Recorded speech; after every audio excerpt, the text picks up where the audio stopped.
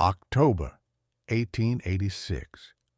The bank at Cottonwood Bend, Nebraska, opened at 8, and Thomas Ridgway was always the first man through the door, because he was the man who held the key.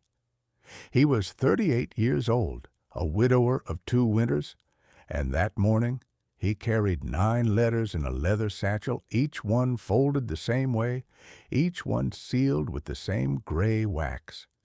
Each one a foreclosure notice he had written by hand the night before. He had foreclosed on 9 farms that autumn without ever once standing on the land he took. He did it by letter.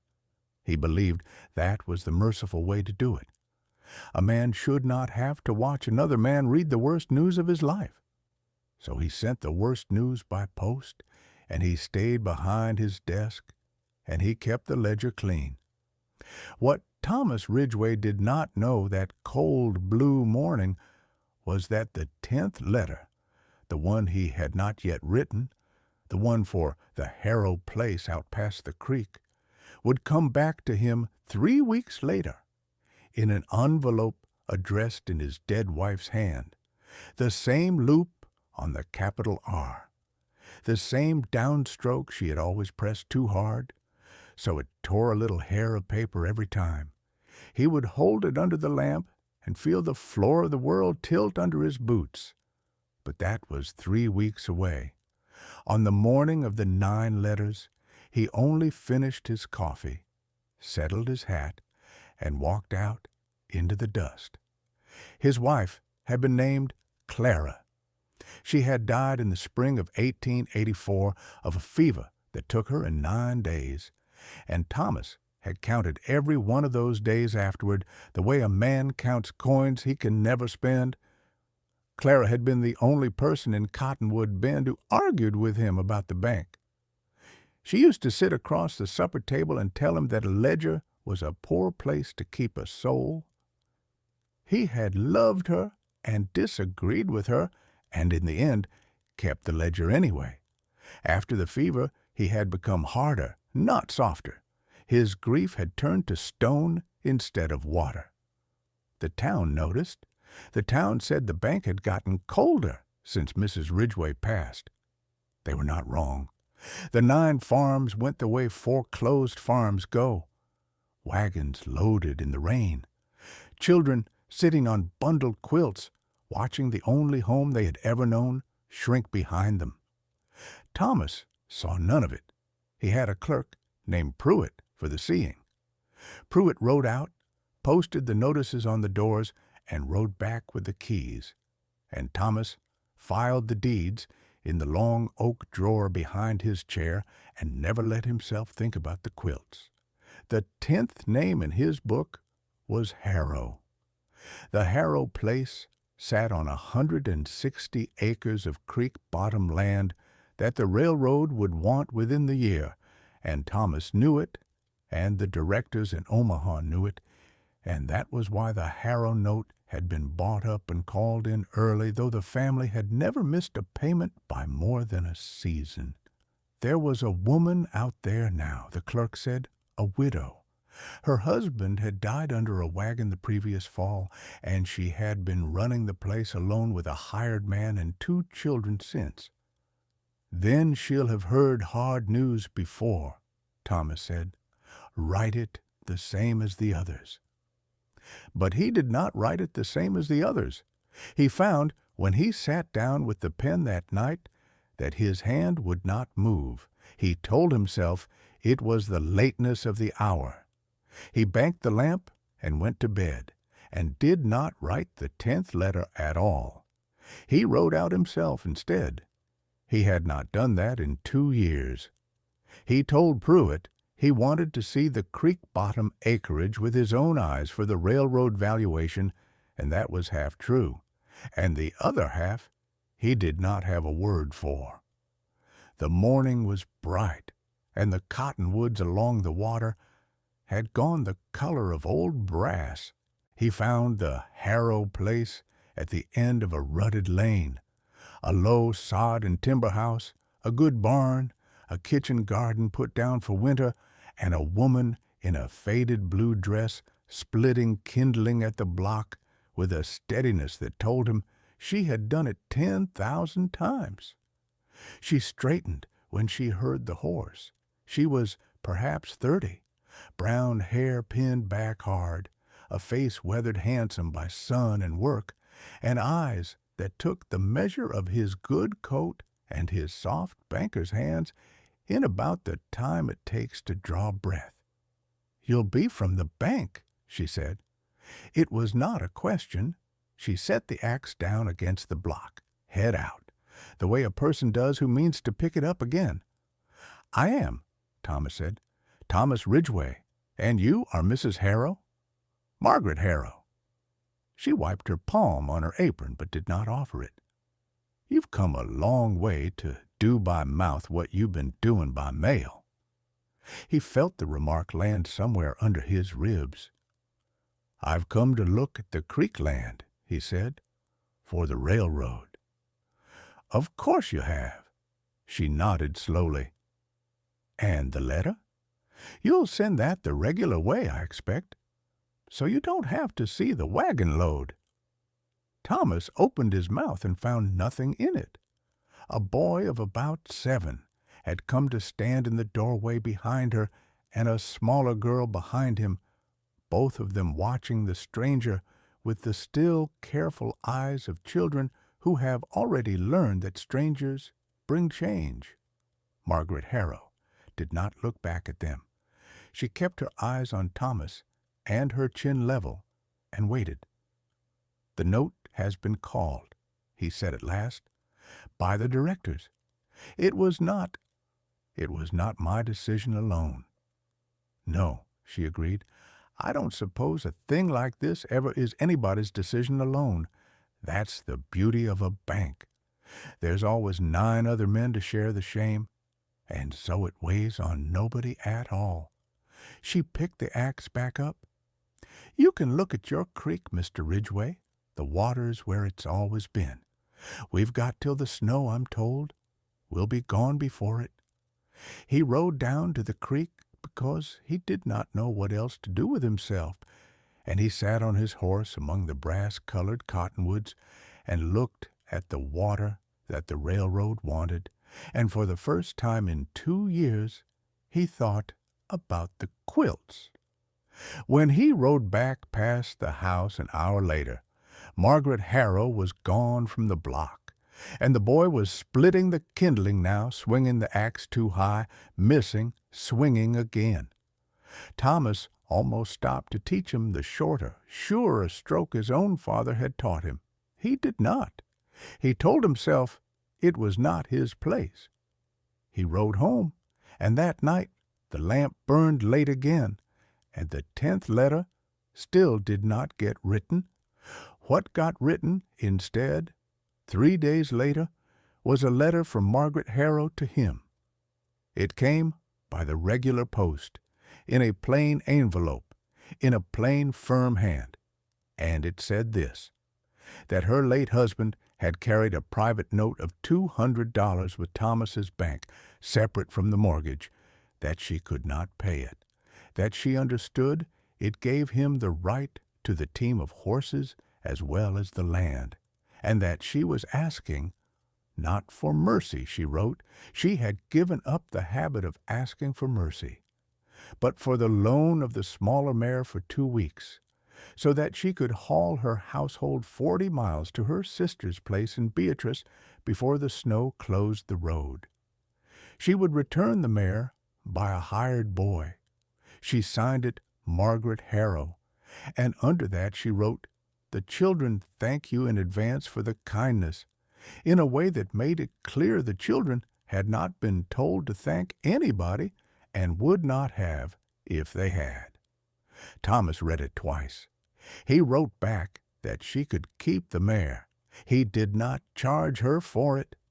He told himself this was a sound business decision, that an animal returned in good condition was better than one seized and resold at a loss, and he almost believed it.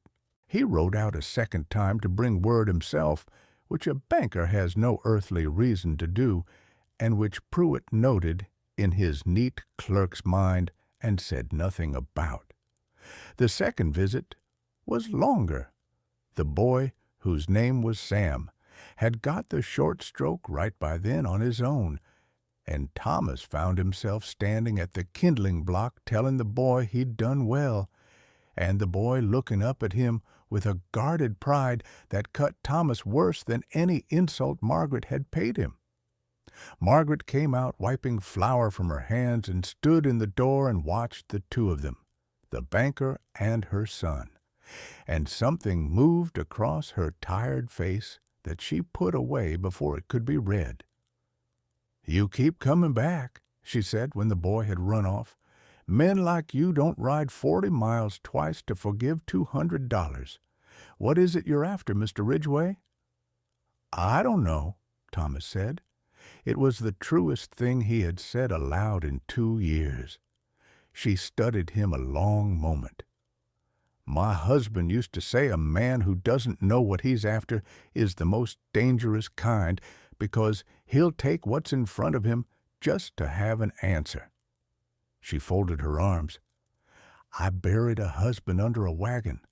I'm not in the market to be any man's answer. You understand me?" "I do," he said.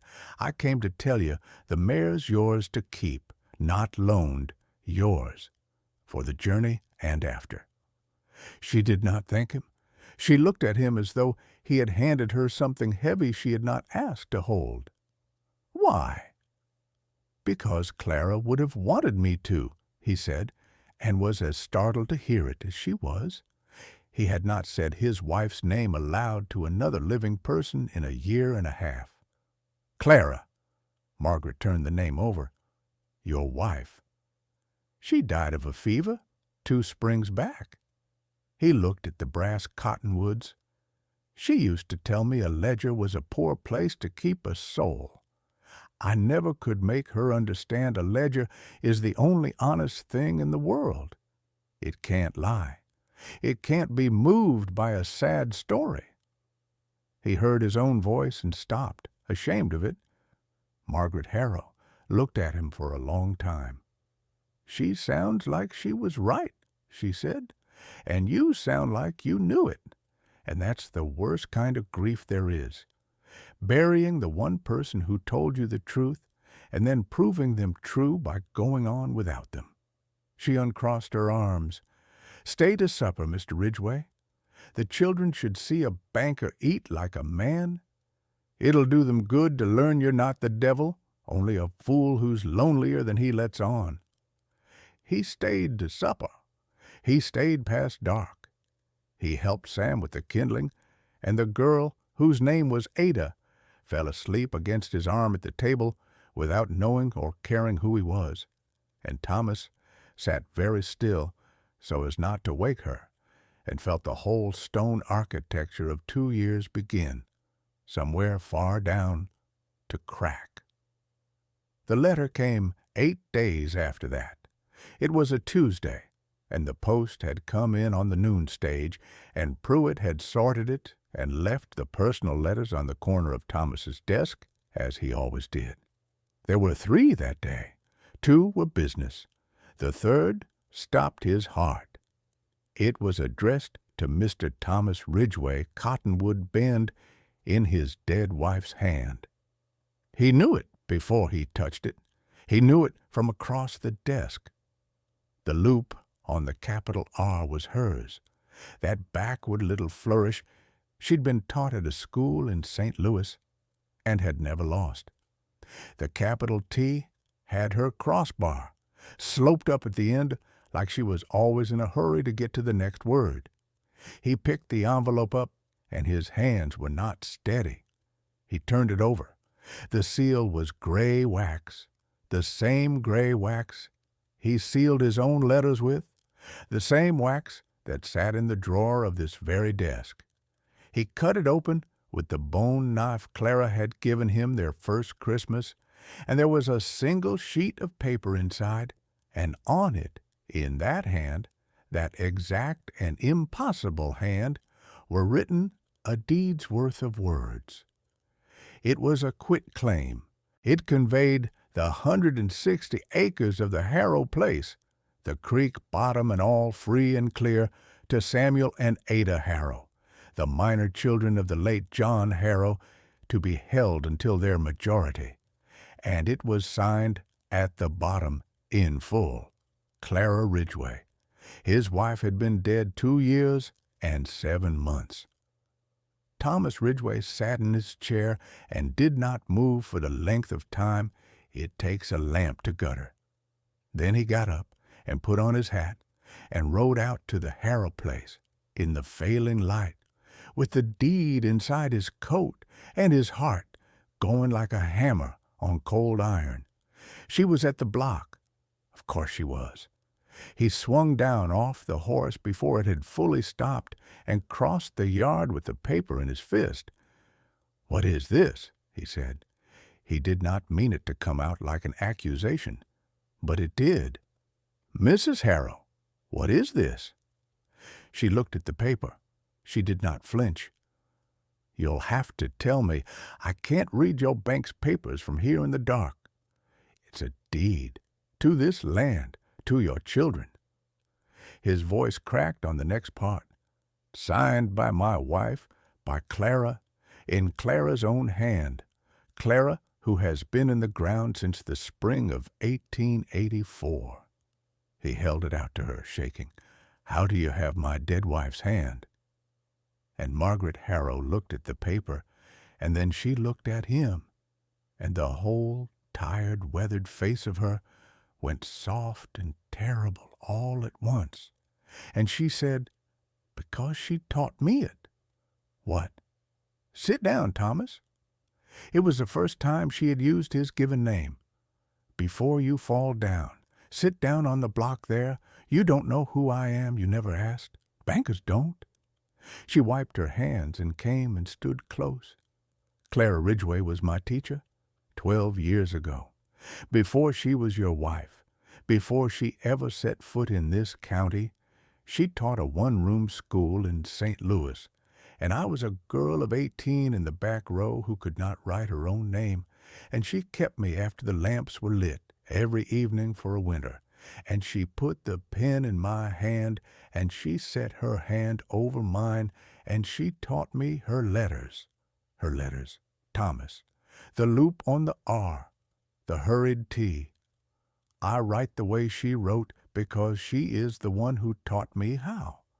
I have written like a dead woman my whole life, and never knew it would matter to anybody until you came riding up my lane in your good coat, looking like a man who'd lost the thing he loved and kept the receipt." Thomas sat down on the block. The deed hung from his hand. "She used to tell us," Margaret went on quieter now, "that a piece of paper is only ever as good as the hand that signs it and the conscience behind the hand. I thought of that when your clerk first posted my husband's note. I thought the man who runs that bank signs everything in cold wax and never sees a face. And then you came, and you had a face after all, a wrecked, sad one, and you said her name by my kindling block, and I knew her. I knew your Clara was my Clara. There's not 2 women alive who cross a T the way she taught me to, sloped up at the end, hurrying to the next word." She crouched in front of him.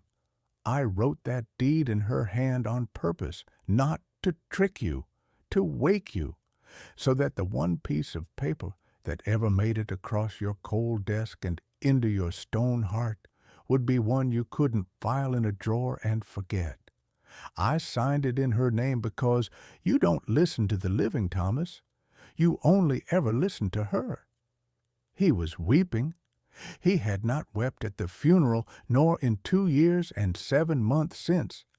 And now he was weeping on a kindling block in a widow's dooryard, with the cottonwoods gone black against the last of the light. And Margaret Harrow did not look away from it, and did not comfort it, and did not name it. She let him have it. That was its own kind of mercy, and she knew it. "The deed isn't real," he said at last, hoarse. It can't stand. She was dead when it was signed. No court.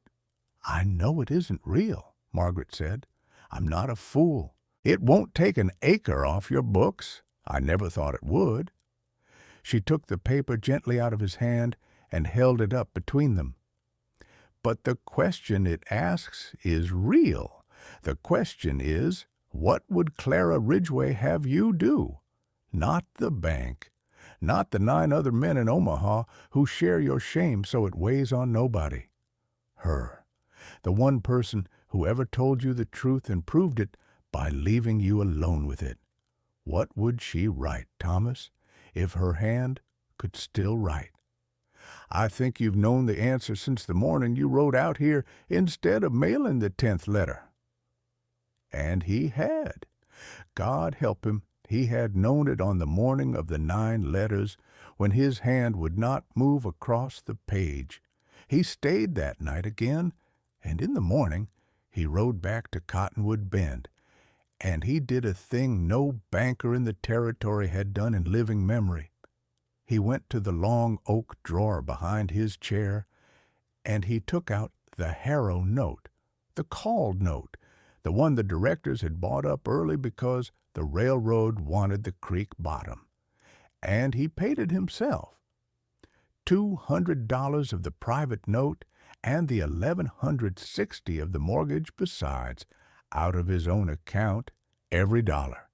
And he marked it satisfied in the ledger in his own cold, honest hand that could not lie.